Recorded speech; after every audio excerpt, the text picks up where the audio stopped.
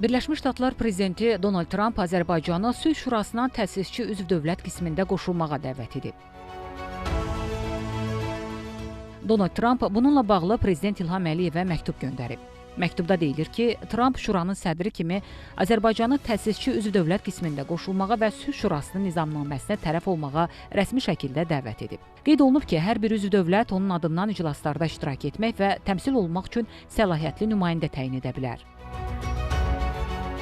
Prezident İlham Əliyev də öz növbəsində Donald Trumpa məktub ünvanlayıb. Məktubda bildirilib ki, bu dəvəti Azərbaycanla Amerika Birləşmiş Ştatlarının qarşılıqlı hörmətə əsaslanan faydalı tərəfdaşlığının, həmçinin Azərbaycanın regional və qlobal miqyasda sülh və sabitliyin təşviqində rolunun tanınmasının rəmzi olaraq qəbul edir.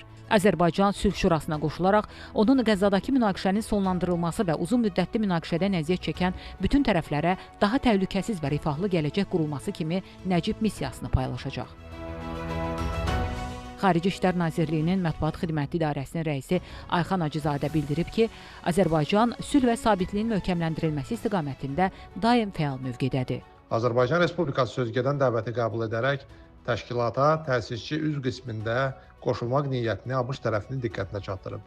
Ölkəmizin sözügedən təşkilata üzvlüyü ilə bağlı rəsmi təsdiq məktubu ABŞ tərəfinə ünvanlanacaq və tələb olunan prosedurlar çərçivəsində müvafiq tədbirlər həyata keçiriləcəkdir.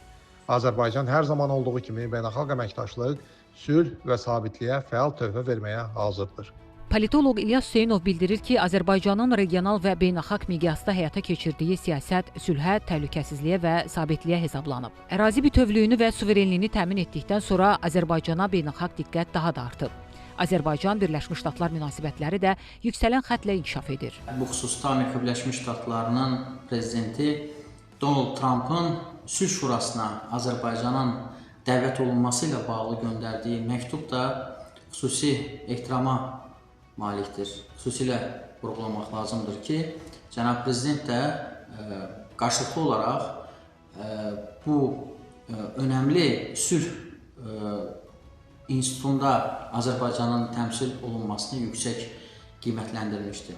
Azərbaycan yaxın şərqdə sülh quruculuğu müstəvisində atılan addımlarda birgə iştirak edir və sülhpərvər niyyətini də beləliklə ortaya qoyur. 8 avqust Vaşinqton görüşündən sonra Azərbaycan-ABŞ münasibətləri keyfiyyətcə yeni mərhələyə qədəm qoyub. Politoloq vurğulayıb ki, Azərbaycanla əməkdaşlıq etmək istəyən güc mərkəzlərinin sayı getdikcə çoxalır. Azərbaycan bölgədə sülhü təşviq edən dövlət kimi xüsusi diqqətə layiqdir. Önəmli haldır ki, Azərbaycanın sülh istiqamətindəki təşəbbüsləri yüksək qiymətləndirilir.